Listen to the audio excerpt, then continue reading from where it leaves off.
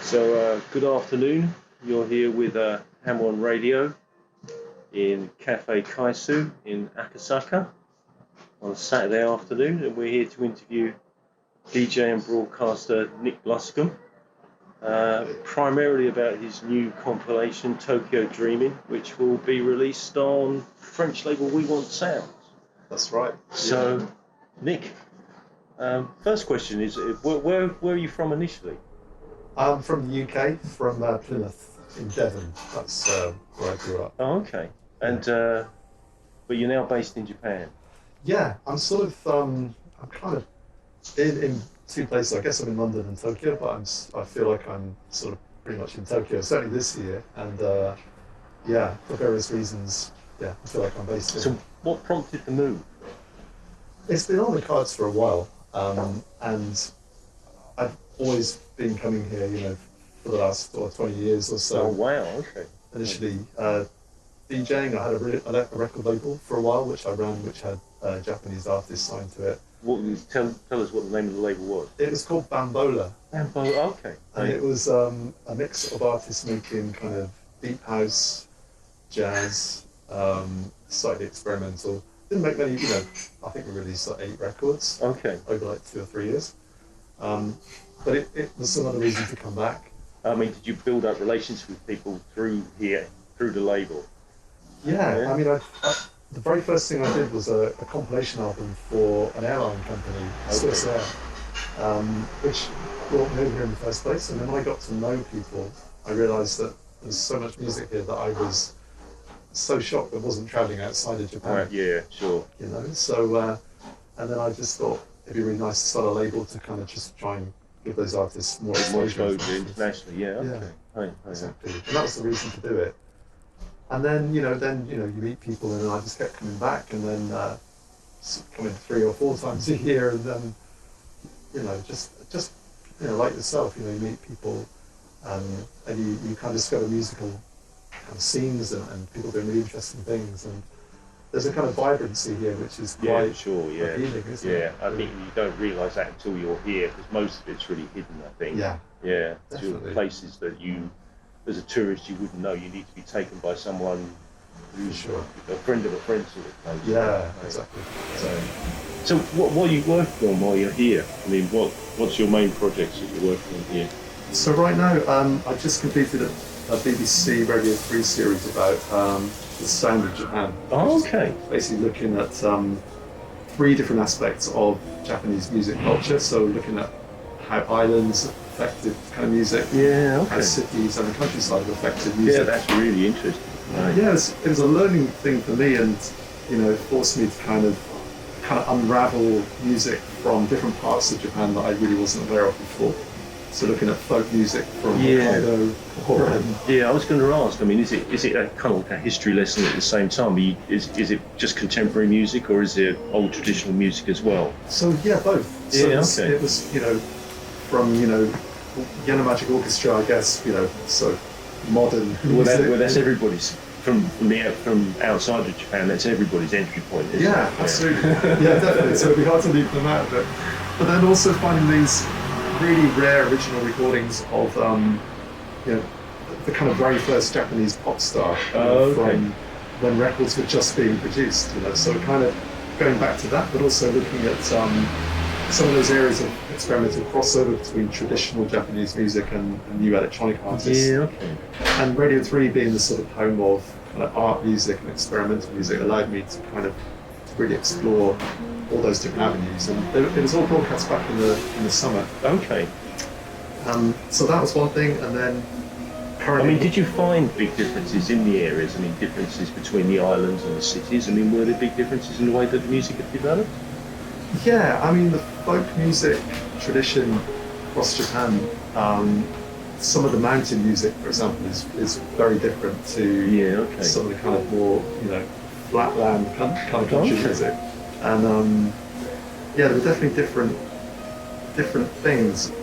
Some folk music would have travelled from Kyushu to Hokkaido, and stories have changed from being about fishermen to being about farmers. Sure, yeah, to fit the environment. That's right. Kind of same melodies, but one or two of the words. Sure. Like using the word horse instead of fish. Yeah, okay.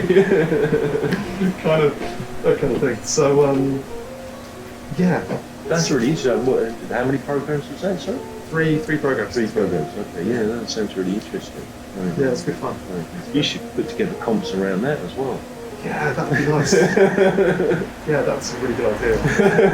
But, it's really, that's one thing, it's hard here, isn't it? With the comp that we're going to talk about a bit later, there are some people who can make those things magically happen. Yeah. And that's another kind of mystery of this country, is that, trying to get the licensed music is not as easy as it is. Yeah, no, well, I think it's the same everywhere, as smaller companies feel consumed by the majors, it gets hard to track down who owns what, doesn't it? Yeah, that's true. Particularly as people pass away and time goes on. Yeah, absolutely. Sorry, and your other project that you're working on? Yes, I've got off on a tangent. We'll do that a lot, I expect. The other thing is I helped to set up this new radio station in Tohyama. Okay. There's basically this startup community, which is originally from Massachusetts, called CIC, Cambridge Innovation Centre. Okay. And as part of the Tokyo kind of space that they've got in Tohyama, they decided to open up a little radio station. And I've helped them to kind of, just to initiate some of the kind of, from the technical side, but also the kind of content side as well. Sure, okay.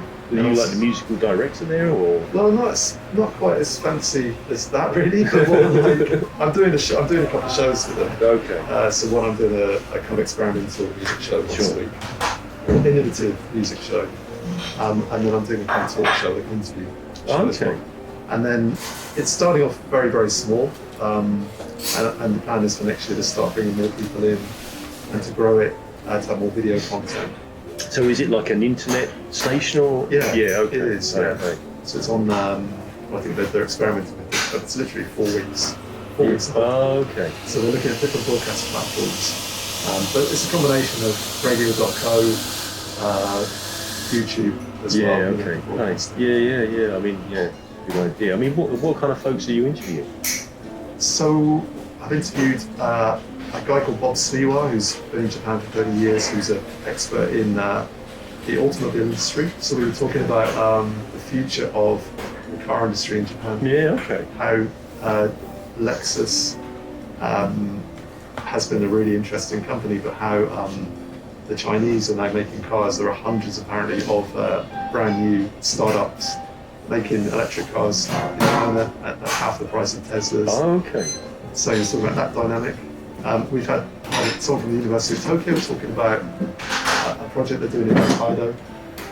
I've got another show Monday with someone who's a therapist who's working in basically massage therapy, and we're going to talk about innovation. So the theme is innovation, and it's people from different areas, and it's interesting. Arts and culture, innovation. Yeah, okay. Absolutely. Yeah. What was my next question? I was going to ask you about how did you initially get involved in broadcasting, and what drew you to broadcasting in the first place? What drew you to radio? Yeah, I guess as a kid, I always, like a lot of kids growing up, in the 70s, I was just... You're another one listening to Peel. Yeah, right. I mean, before Peel, I used to love listening to radio in the car, and I used to love actually when, I'm trying to think if this is right, but I remember listening to, I'm sure it's Radio 2, and just hearing the kind of having a moment of clarity when the little radio I think had an FM and an AM thing. And I don't think everything was on FM in those days. I think a lot of it was still on AM. When I was a kid, it was definitely, it wasn't FM. FM was a big deal, it was a new thing. That's right, it was, wasn't it? I thought it must have had something, I'm pretty sure it was Radio 2, and it was like kind of, those kind of like KPM style records, which were kind of like, it's a big band playing the kind of like a classical hit or a Beatles record, and just being able to try and figure out what all those different instruments were. I think probably that's what they call a bass. Yeah. That's definitely a drum, I know that one. And then just hearing all these different string instruments, and just realising that how powerful kind of radio was then. And then being a bit older and then discovering Peel just just accidentally. I don't even know, how I found it. And just then becoming really obsessed with the idea of this guy who's put together these radio shows, and yeah, that was for me. Then I thought, I mean, radio, people of our generation was such an important medium, wasn't it? Yeah. I think it's music was nowhere near as available as it was, and records weren't, and even vinyl wasn't available as it is now. And sure. If sometimes you spend your time taping radio shows, that would be your only access to those particular pieces of music. Yeah. And that's how you learn about music, was through radio. Yeah, that was it. I did that thing. I'm sure lots. You did this. Everybody pulls button tapes. That's where it was. That's right. I like this one. I'm not sure. Then you can rewind it quickly. Although I wish now I just recorded John Peel talking, because I've got a lot of his records, but I don't have his voice in one, on those tapes. But yeah, I think that was for me how I kind of got into it. And then, how did you get involved? I mean, what was the first thing you did on radio? How did you get that? I mean, did you go through the Pirates or anything like that? No, I didn't. I basically. I was working for this airline company as a radio producer. Okay. And it's actually when I think about it, it's quite a funny story, because there's this program, we had a gap on the Swiss Air's in-flight radio programming. And I was also at that time, so we're talking about the late 90s, really, really into Patrick Forge, his radio show on Kiss, and Giles Peterson show. I really enjoyed listening to those. It's a Sunday night thing. Sunday nights, yeah. Again, another pulse button thing. Yeah, exactly.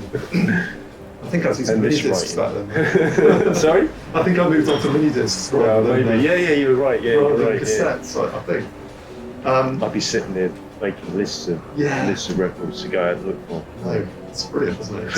It was kind of hard, but it was enjoyable. Joey J was on before him as well, wasn't it? The reggae show before him. Yeah. What a brilliant sequence. What a Sunday night. There's no reason to be anywhere apart from blues. It was eclectic then as well. I can remember like Giles would play stuff. He would play stuff like would play like Future's acid tracks, but he'd play stuff like Vangelis's Earth, Let It Happen, stuff like that. Yeah. And I think Patrick would play things like Nick Drake. Yeah, that's right. Yeah, exactly. And that is turned me on to a huge range of different music. Yeah, totally. Maybe you did the same thing, but then you'd be ready for Mondays for Bar Rumba, and you would be. I did go to Bar Rumba a few times. Yeah, that's how it is. Yeah. So it's a kind of nice thing to hear and play something on a Sunday, and then you'd be there on the Monday. Actually dance to it, or hear it, So, but then the reason that I kind of got into radio is because there was a gap in the schedule, and I remember through a friend getting hold of Giles Peterson's number and calling him up saying, would you be up for doing a radio show on the Swiss Air? I remember being really shocked at how he sounded on the phone. It's so different to how he sounded on the radio. I thought, wow, I thought it would be the same, but it wasn't. And then we had a conversation, and I think he got back to me, and I think at that time he's about to switch to Radio 1. Okay. And I think he said, look, I would like to, but I'm just too busy. And I was really carrying on and saying yes. So I had to go back to my boss, and he said, what did he say? I said, you can't do it. He said, what are we going to do? The show's on Monday. I said, I'll do it. Listen, I've got all the records. Yeah. I'll do it. Yeah. He's like, do you think you can do it? I was like, yeah, how hard can it be? So I just... How hard was it? It's all right. No, it was just like I just played records and then... Introduced them. Talked about them. Yeah. And then it went down well. The company liked it. The airline got some good feedback. And it's like, you can do it every month. So I did it every month, and then this DJ that used to come in and work on shows, this local Claire Sturgis. Yes, of course. She used to come in, and I just said to her, look, I'm doing this show for Swiss Air, and do you reckon, she was working on XFM, do you reckon anyone at XFM would like this? Because they don't really play this kind of music. She's going, well, that means that either they don't like that kind of music or they need that kind of music. Yeah, sure. So I made a cassette tape of the show, sent it to XFM, and 2 days later they got back to me saying, can you come in for a chat? And then I did a few guest sessions, and then Sunday night became free when the DJ at the time use the only word you can't use on radio. I got sacked immediately. Oh, okay. And they asked me to go in the following Sunday, and then I ended up doing the show for 7 years. So quite an interesting. I mean, the XFM from the outside always looked to be like a kind of exciting setup. I mean, the show that I used to listen to on there was Euphonic. Yeah, for sure. That was so good. Yeah, it's a brilliant show. It was a really good time to get to that station, you know, and it kind of feels like now Six Music is the best bits of okay. It feels, you know, a lot of the DJs have kind of moved to like Sean Keaveney, Lauren Kern, okay. And then I'm trying to think who else, but you know, yeah, people from XFM now are either on Six Music or they're running Apple Music. You worked at Six Music as well, didn't you? Were you at Six Music? Yeah, for a little while. At the beginning, I was doing the Six Mix with a few other DJs and kind of playing tracks and interviewing people like we interviewed Carl Craig, Kid Koala. We had a Kid Koala session at Made Bell. So yeah, I did a few of those. Sounds cool. It was nice. It was very nice. It was really good. Didn't quite make the move to 6, you know, but made the move to 3 instead. We'll come on to that, but like, can you tell me a bit more about Flow Motion, the show that you started maybe 20 years ago? You know, I mean, I guess what kind of music you were playing at that point and how the show progressed and maybe then led into what you did at the Late Junction. That's true, yeah. Yeah, so Flow Motion was the name of the show that I did for Smithson. Oh, okay. Yeah. And that was, to be honest, I didn't even know the Can record at that time got the same title. Okay. So everyone said, oh, that must be because you really like Can. Like, yeah, that's right. But yeah, so just the name, just, you know. And so, you were quite electronic. I mean, the shows were quite electronic. You put a couple of comps out, didn't you, I think? Is that right? That's right. They were quite electronic, weren't they? Yeah, very. Some electronic from that time. So, like early 2000s. Yeah. With Kudos put those out. And, it was very electronic, which is still become, I guess, my central passion. In many ways for music. But I did that show for, until 2007, something like that. Yeah, okay. 7 years. Yeah, and it was 3 hours every week, which is quite a long time now. And it was mostly kind of electronic music.